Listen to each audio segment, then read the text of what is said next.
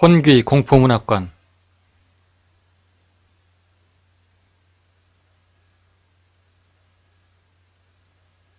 실화. 주점에서 일하다가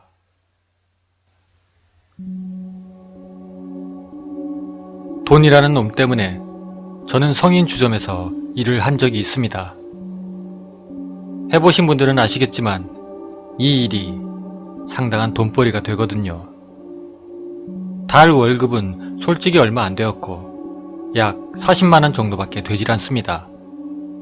주 수입원이 되는 건 손님들이 주고 가는 팁과 룸TC라는 걸로 한 달 생활을 계산을 하면 달에 300장은 너끈히 벌 수 있죠. 정신적으로 스트레스를 많이 받긴 합니다만 이참에 돈이나 벌어둬야겠다는 생각에 그런 마음 뒤로 하고 일을 시작했습니다. 가게는 친구놈이 아는 가게를 소개받아 들어가게 되었죠. 사장님도 좋으시고 일하는 아가씨들 그리고 주방 아줌마들까지도 뭐 하나 걸리는 게 없이 재미나게 일을 할 수 있었습니다. 다만 딱 한 가지, 저한테 있어선 정말 대충 넘어가지 못할 만한 그런 문제가 하나 있었죠. 그건 바로 가게의 수많은 룸들 중에 5번 룸. 제가 가게로 첫 출근한 날 청소를 한답시고 1번 룸부터 차근차근 룸 청소를 해나가던 중 그 5번 룸 차례가 되어서 청소 도구를 들고 그 룸 안으로 들어갔죠. 그런데 순간 뭔가 아주 더러운 걸 만진 듯한 그런 이상한 느낌이 들더라고요. 그 외에 그런 거 있지 않습니까? 미끌미끌하고 소름 끼치는 무언가를 만졌을 때 드는 그런 기분 말입니다.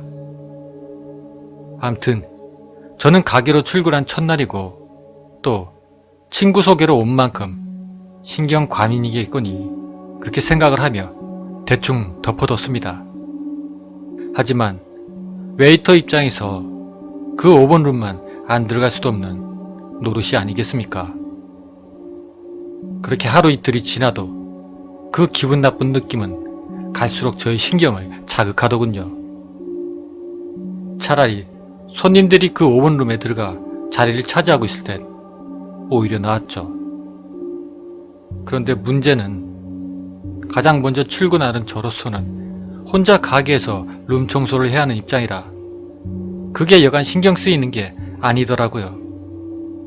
그렇다고 사장님한테 그 5번 방 느낌 이상해서 들어가기 싫습니다 라고 했다가 정신병자 취급받을 게 뻔하고 말이죠.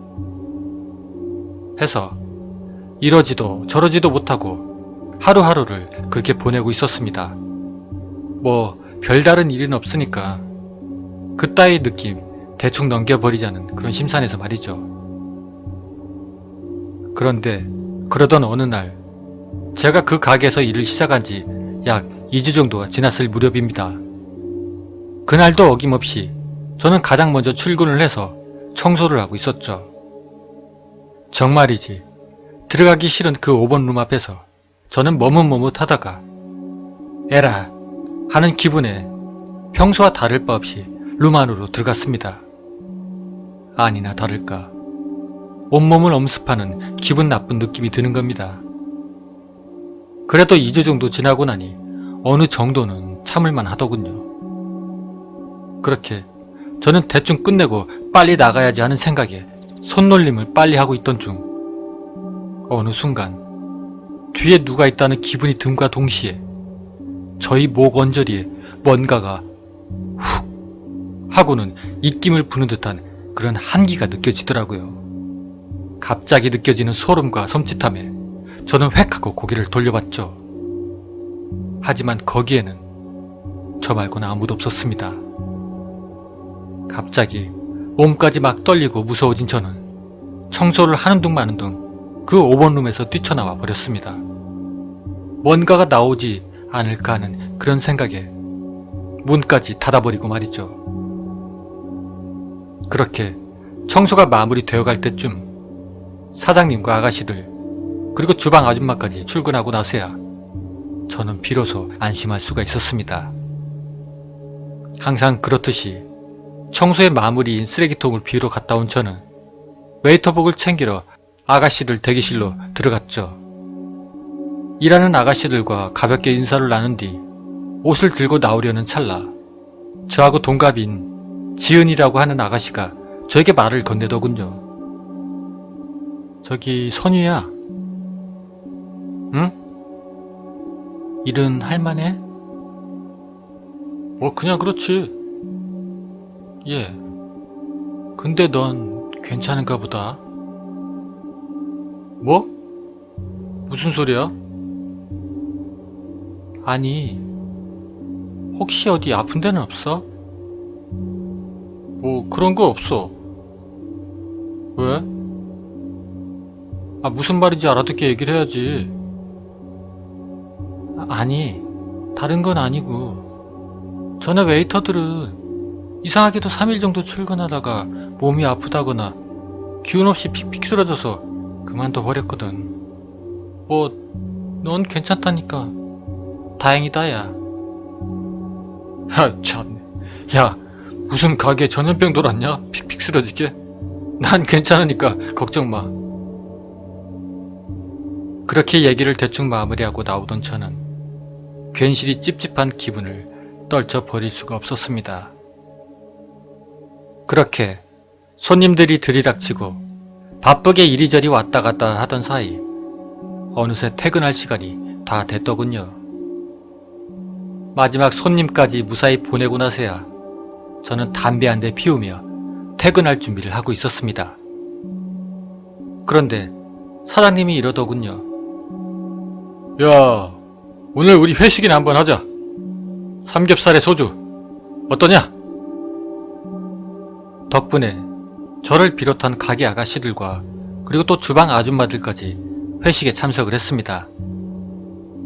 술잔을 기울이며 서로가 그동안 쌓인 스트레스를 풀고 있었고 저도 간만에 먹는 소주의 고기라 대화에 참여하며 그렇게 술잔을 비웠습니다. 그렇게 웃고 즐기던 사이 어느덧 시간은 새벽 4시를 넘어가더군요. 이제 슬슬 갈 시간이구나 하며 저는 일어날 채비를 하고 있었죠. 그런데 그때 사장님이 큰 소리로 말하는 것이었습니다. 이런 젠장, 약을 안 가지고 왔구만 이거. 그러자 주방 아줌마도 한마디 하더군요. 아이고 사장님, 저도 깜빡했네요. 냉장고에 넣어두고 그걸 깜빡하다니. 사장님이 평소에 먹는 보약을 가게 냉장고에 넣어뒀었나 봅니다. 아이고 사장님 죄송합니다. 제가 정신머리가 없어서. 아이고 아니에요. 주방 아주머니께서 잘못하신 건 없죠. 제가 기억을 못했으니까요. 전 그냥 대화를 듣고만 있었고 일어나려고 몸을 일으켰죠. 저 사장님, 저는 이만 들어가 보겠습니다. 가려고? 야, 그럼 잘됐다. 가게에 들러서 약 좀 가져다 주고 가면 안 되겠냐? 내가 말이야, 그걸 꼭 먹고 자야 하거든. 별다른 문제만 없었다면 기꺼이 갔다 오겠지만 난 순간 5번 룸 생각이 불현듯 나더라고요. 아이씨, 지금 이 시간에 거길 혼자 갔다 오라고? 저는 속으로 그렇게 생각을 했습니다. 그렇게 제가 선뜻 대답을 못하고 머뭇거리고 있자 사장님과 아가씨들이 압력을 넣더군요.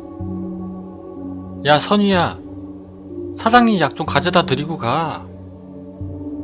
그래, 부탁 좀 하자 선유야. 별 수 없었습니다.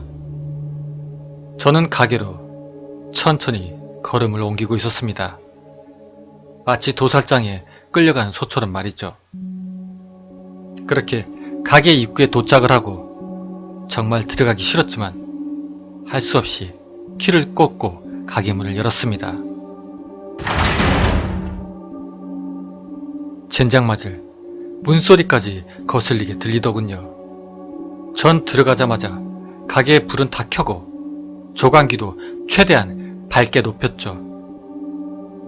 그래도 그렇게나 밝으니 어느 정도는 안심이 되더라고요. 그런데 문제는 주방으로 가려면 5번 룸을 지나쳐서 가야 하는 게 문제라면 문제였죠. 하지만 술도 먹었겠다. 주변도 이 정도로 밝다면 뭐 별다른 일이야 있겠느냐는 그런 생각에 저는 주방 쪽으로 발걸음을 옮겼습니다. 그렇게 얼마 안 걸어서 저번 5번 룸 앞까지 왔고 열려진 5번 룸 안에는 별다른 이상 없이 불이 환하게 켜져 있더군요. 가게를 마무리할 때는 환기 차원에서 룸마다 문을 다 열어놓았습니다. 그렇게 무사히 5번 룸을 지나 주방에 도달한 저는 냉장고의 문을 열고 약을 꺼낸 다음 주방을 나서려고 몸을 돌렸죠. 하지만 순간 갑자기 귀에 들리는 소리가 있었습니다. 주방에 가면 그 뒤쪽에 주방 아줌마가 음식 쓰레기와 술병들을 내놓는 밖으로 통하는 문이 하나 있습니다. 옛날에는 거기를 통해 밖으로 나갈 수가 있었다는데 지금은 밑에 계단이 고철과 잡다한 쓰레기를 수거하는 곳으로 변한 관계로 더 이상 사람은 지나다니질 못한다고 전 알고 있었습니다. 그런데 그 문 바깥쪽에서부터 똑똑하고 누가 문을 두드리는 소리가 나는 겁니다.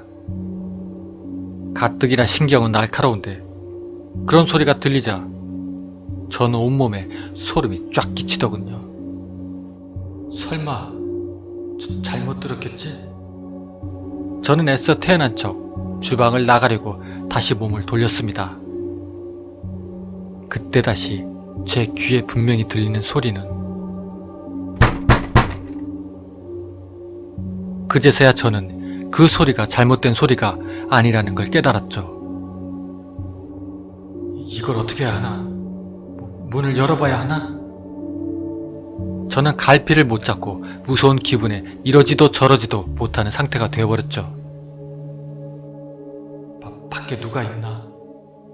아닌데 분명 사람은 지나다닐 수가 없다고 주방 아줌마한테 확실히 들었는데 대체 저기 누가 있단 거야? 더구나 지금 시간이 새벽 4시가 훨씬 넘었다고.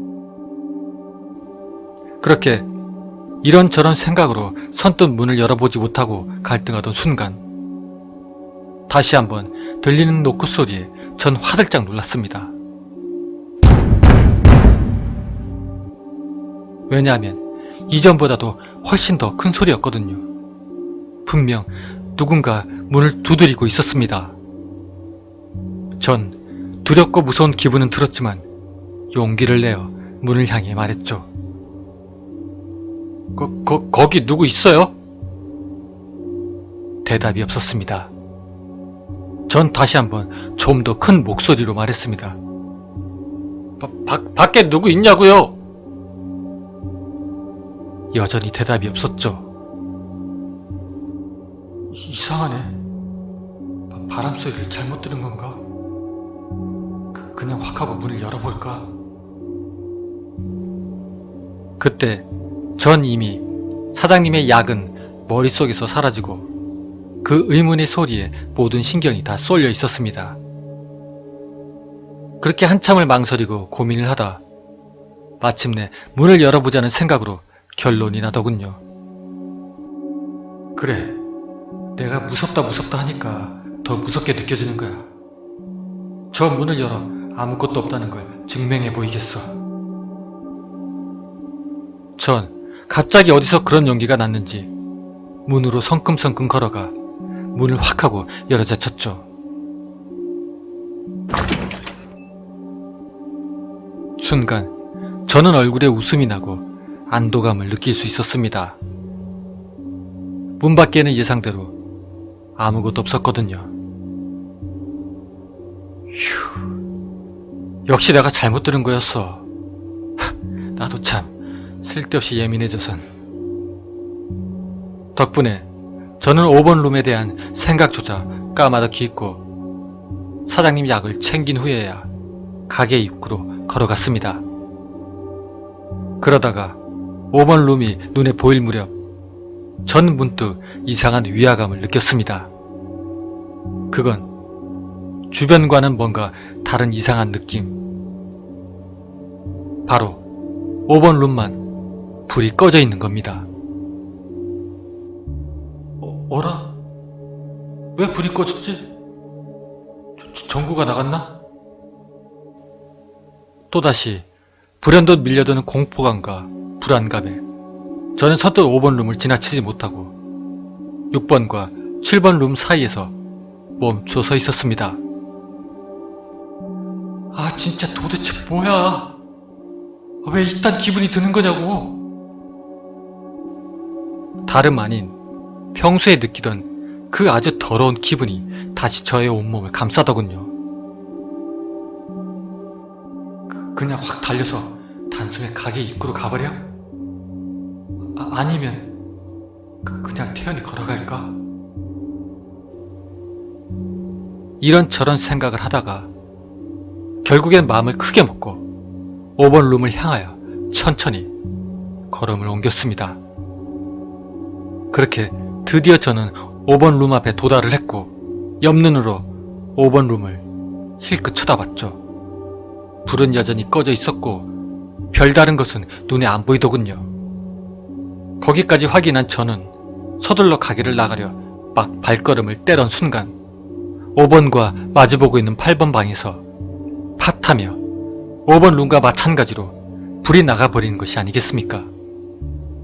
정말이지 가슴이 철렁하고 내려앉더군요. 그렇게 당황해서 순간 가던 발걸음을 멈추고 8번 룸을 쳐다보던 저는 갑자기 등 뒤에서 느껴지는 짜릿한 전율과 엉덩이 꼬리뼈를 타고 올라오는 그 소름 끼치는 기분에 반사적으로 5번 룸으로 고개를 돌렸습니다. 그리고 전 그 자리에서 혼절하고 말았습니다. 그 뒤로는 구체적으로 기억나지는 않지만 사장님과 가게 아가씨들 2명이 가게로 와서 절 발견했다더군요. 약을 가지러 간 제가 오질 않으니까 회식도 끝나고 해서 가게로 왔었나 봅니다.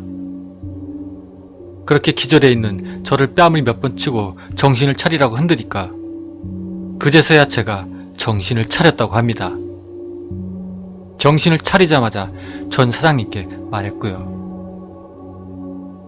사장님, 저 그만둘게요. 정말 죄송합니다. 갑작스런 제 말에 사장님은 왜 그러냐고 물었지만 전 그렇게 뒤도 안 보고 가게를 나왔습니다. 궁금하시죠? 그날 제가 뭘 봤냐고요? 순간 느껴지는 섬찟함에 5번 룸으로 고개를 돌렸던 저는 저와 불과 1m도 채 안 되는 거리에서 저를 쳐다보고 있는 검정색 옷의 창백한 여자와 눈이 마주쳤던 겁니다. 그 여자는 그렇게 서서 저를 바라보며 웃고 있었습니다. 마치 저를 기다리고 있었다는 표정으로 말이죠.